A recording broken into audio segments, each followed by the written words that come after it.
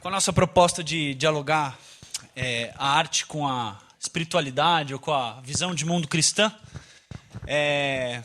parei para olhar para a obra do Fico e dialogar com a Bíblia mesmo.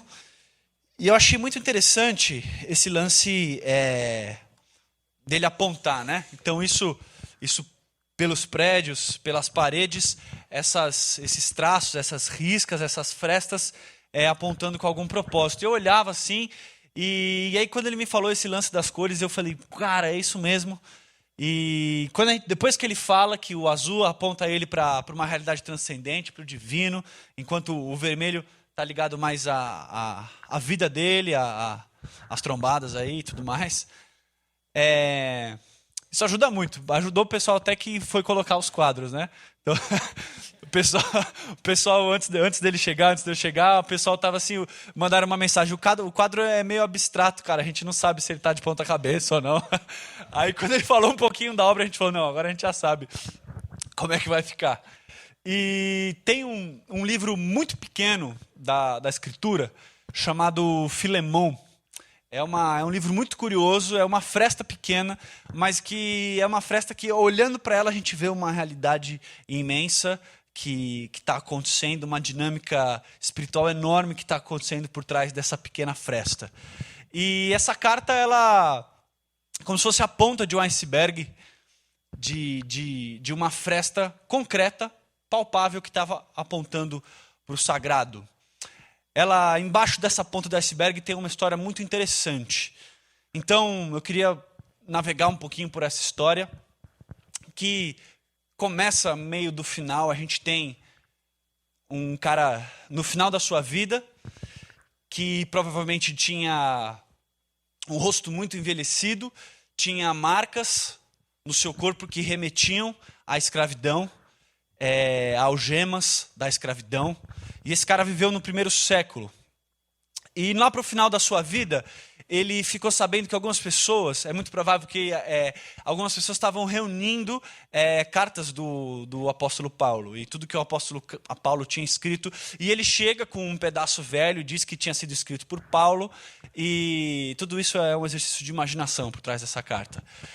E perguntam para ele se era Paulo que tinha escrito essa carta mesmo. Ele fala, não é essa daqui, provavelmente já era uma cópia da cópia, ou talvez fosse a própria carta com ele, mas essa carta revelava uma história que ele tinha vivido. Então ele lembra dessa história, e esse cara se chamava Onésimo, e ele era um escravo no primeiro século, na região provavelmente de Éfeso.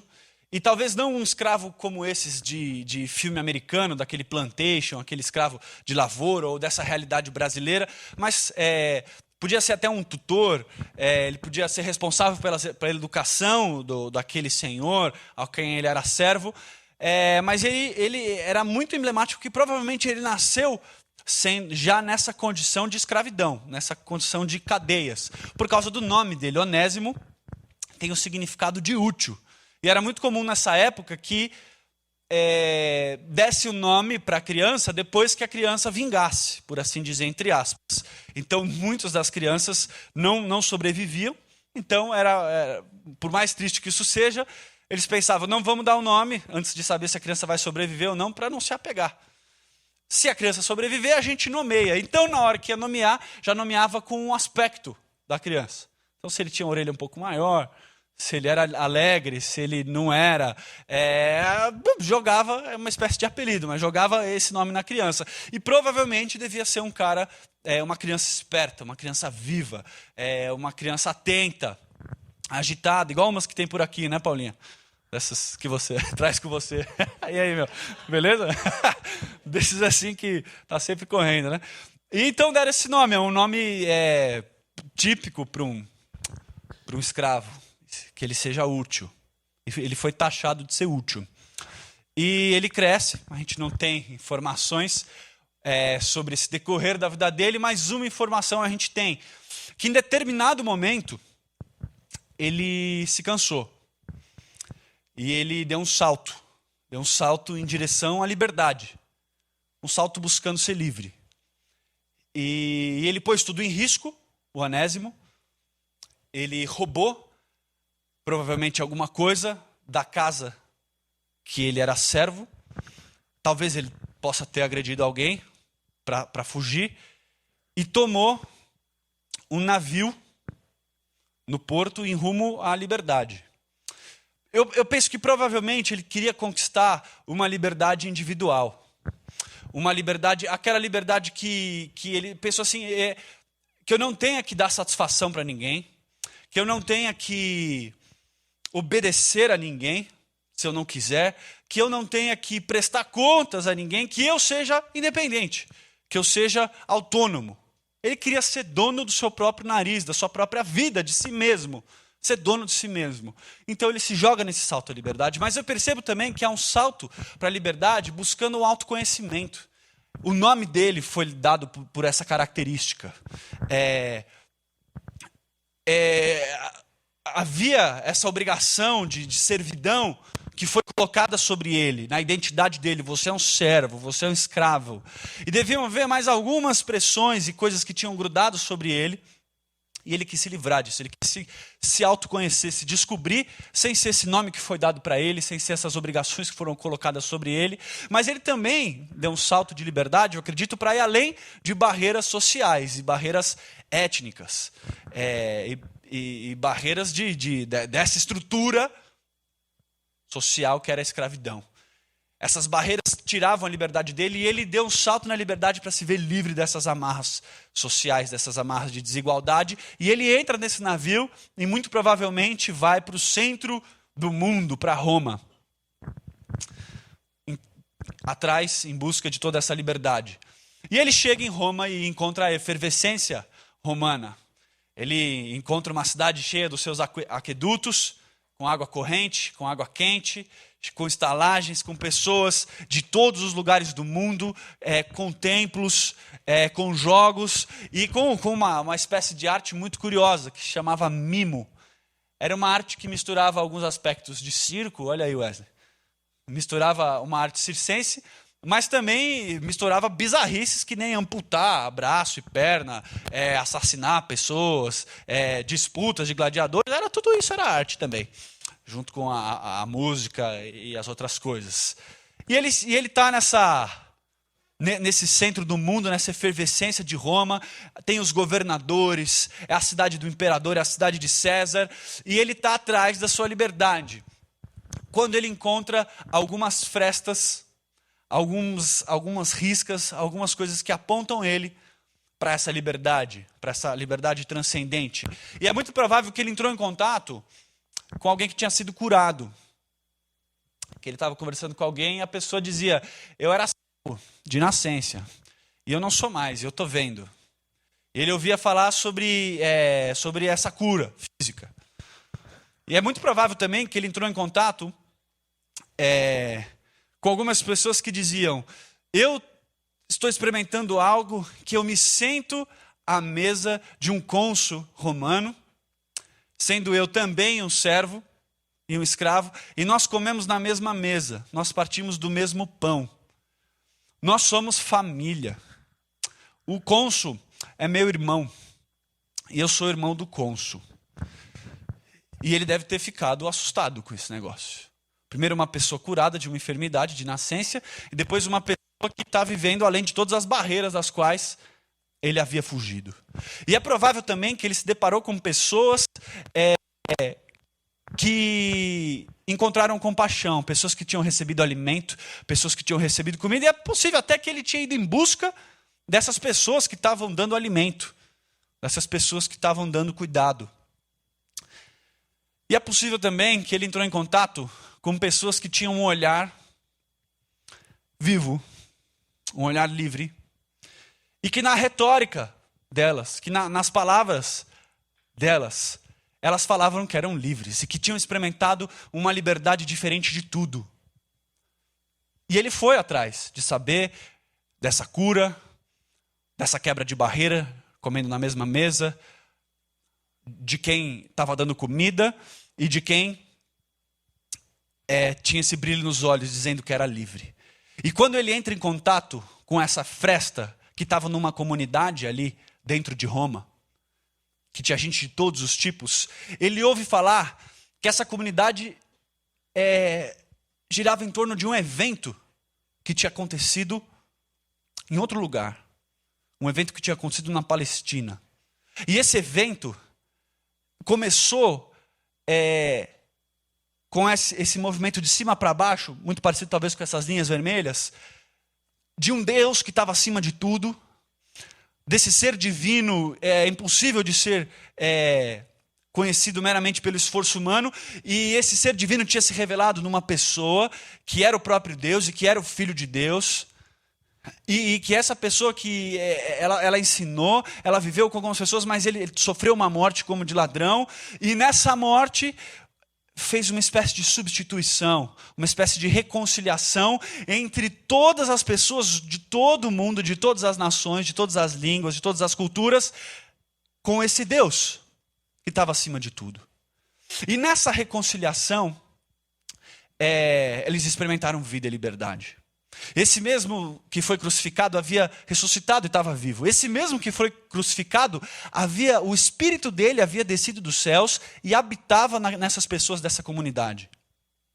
E o espírito desse Deus de toda a terra estava vivendo naquelas pessoas, mesmo sendo servos e quem quer que fosse.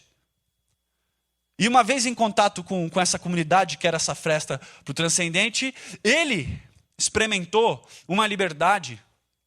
O Onésimo experimentou uma liberdade que não estava em ser independente, que não estava em ser desvinculado de tudo e de todos, mas que estava na dinâmica desse espírito que havia sido derramado sobre eles, na capacidade desse espírito que havia sido derramado sobre eles, em colocar o outro em primeiro lugar, em não viver para si, mas viver para o outro. Ele também experimentou uma liberdade que não estava dentro do seu autoconhecimento e ditar as regras sobre ele mesmo, mas ele experimentou uma liberdade que estava no seu autoconhecimento através de Jesus, daquele evento, e no conhecimento desse Deus, através de Jesus. É como se a liberdade que ele experimentou, por toda a fuga que ele tinha realizado, atravessando oceanos e dando esse salto de fé, aí ele ainda se sentia dentro de uma gaiola como um pássaro, mas de repente aquele evento e a fé, a confiança naquele evento, o fazia participar daquele evento na cruz e o levava a esse Deus. E uma vez o levando a esse Deus, ele tinha uma compreensão tão maior da realidade, tão elevada da realidade, que ele se sentia livre. Que a grande sensação era que eu estou livre de uma prisão, de uma espécie de Matrix. Ou de uma espécie de quarto de Jack, como teve num filme recente. Mas é possível também que ele experimentou uma liberdade de entender que, participando desse evento da cruz, com fé nesse evento da cruz, ele tinha uma nova realidade como ser humano. E nessa nova realidade como ser humano, ele era igual aos outros. Eles eram irmãos. Eles estavam diante dessa cruz, desse evento da cruz, e diante dessa cruz não tinha nenhuma pedrinha em qual alguém pudesse se apoiar e ficar mais alto um do outro. Eles estavam todos no mesmo chão, sobre o mesmo chão, como diz uma música muito boa. E ele então se entrega a essa comunidade. Ele olha para essas frestas concretas, muito concretas, mas que apontavam para uma realidade e uma dinâmica e um impacto espiritual enorme na prática. E ele se joga e começa a receber, a desfrutar, a fluir. Ele começa a aprender, ele começa a conhecer, até que chega um momento em que o Onésimo é desafiado e a água começa a subir. E ele descobre que ele também ia ter que ser, na vida dele, uma fresta ou algo que aponta para esse transcendente de forma bem concreta no seu cotidiano. E acontece o seguinte, olha que insólito. O Senhor, do qual ele havia fugido, que se chamava Filemão, também era um seguidor de Jesus. Também era alguém que havia confessado, crer naquele evento na cruz e que participava dessa mesma nova realidade de liberdade. Eles estavam debaixo dessa mesma cruz, no mesmo chão. E ele tinha roubado esse cara, ele tinha deixado esse cara numa situação, vamos dizer, ilegal para as leis da época de escravidão. E uma vez conversando com o seu mentor, que era o apóstolo Paulo, o Onésimo abriu essa situação, provavelmente num dia que ele não aguentava guardar isso para si, e Paulo falou: eu conheço ele, olha só, eu tive lá na cidade dele. E eles juntos chegam à conclusão de que Onésimo tinha que voltar. Depois desse salto de fé, de entrar nesse navio e ir para Roma, depois de experimentar a liberdade através de Cristo na dinâmica do Espírito, de forma que ele nunca tinha experimentado, ele ia voltar para suas antigas correntes. Mas essa volta às antigas correntes era diferente de tudo. E para ele voltar, Paulo disse: leva essa carta. E essa é a carta de Filemão, que tem na Escritura Sagrada, que eu gostaria de encaminhar para o final aqui, lendo com vocês.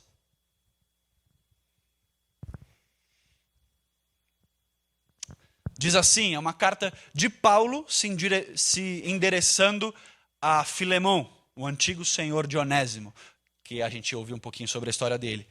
E diz assim: eu, Paulo, prisioneiro de Cristo Jesus, irmão de Timóteo, e o irmão Timóteo, ao amado Filemão, o nosso companheiro de trabalho, também a nossa irmã Áfia, a Arquipo, nosso companheiro de lutas, e a igreja que está na tua casa. Graça e paz a vós da parte de Deus, nosso Pai, e do Senhor Jesus Cristo. Eu sempre que me lembro de ti nas minhas orações, eu dou graças ao meu Deus, porque eu tenho ouvido do amor e da fé que vocês têm para com o Senhor Jesus, mas para com todos os outros. E eu oro para que o compartilhar dessa mesma fé seja eficaz, no pleno conhecimento de que todo o bem que temos está no Messias. Porque eu tive uma grande alegria e consolação por causa do teu amor, Filemão. Porque por meio de ti, o coração de outros tem recebido ânimo. Mas embora eu tenha plena liberdade para te ordenar o que deve fazer, eu prefiro pedir, confiando no teu amor. Eu já velho, agora também prisioneiro, venho interceder por meu filho Onésimo, que eu gerei na prisão. Anteriormente ele te foi inútil, mas agora ele é muito útil para mim e para ti. E eu envio de volta a ti, como se estivesse enviando o meu próprio coração. Algumas coisas interessantes dessa carta. A diplomacia.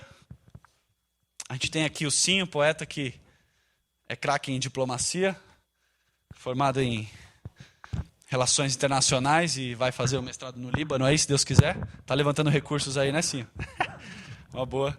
E uma vez a gente estava jogando o jogo de tabuleiro e o Sinho deixou todo mundo ficar se matando. E aí depois só ele tinha armas. É um grande diplomata. Mas na diplomacia de Paulo, ele consegue fazer o seguinte movimento. Ele se coloca como irmão do Filemão, ele fala: a você, meu irmão amado. Depois ele se coloca como pai espiritual do Onésimo. Eu te envio o meu filho amado. E prestem atenção nesse movimento. Um em direção àquele seu companheiro e um em direção a esse seu discípulo.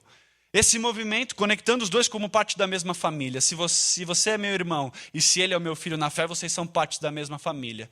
E esse exato movimento, conectando os dois, tem o movimento de uma cruz. E essa cruz que os uniu sobre essa mesma realidade.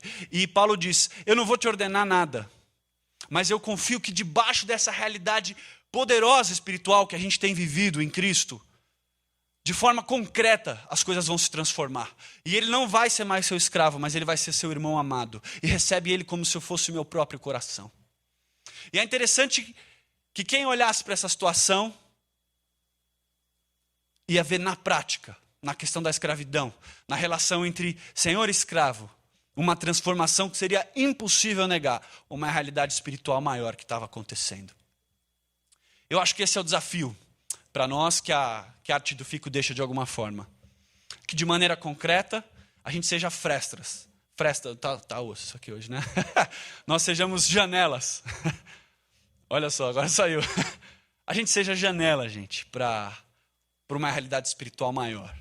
Que atua sobre nós, mas que se revela de maneira concreta. Que a nossa arte seja uma janela. Que a nossa família, que a nossa vida, que tudo, que todas as esferas da nossa existência, todas as esferas da nossa existência sejam uma janela para uma realidade espiritual superior.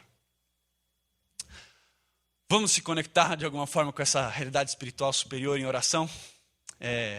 Fique à vontade para curvar sua cabeça, fechar os seus olhos, ou da forma que você quiser conversar com Deus nessa hora e responder a essa história, a esse estímulo, da forma que você quiser, e eu nos conduzo aqui.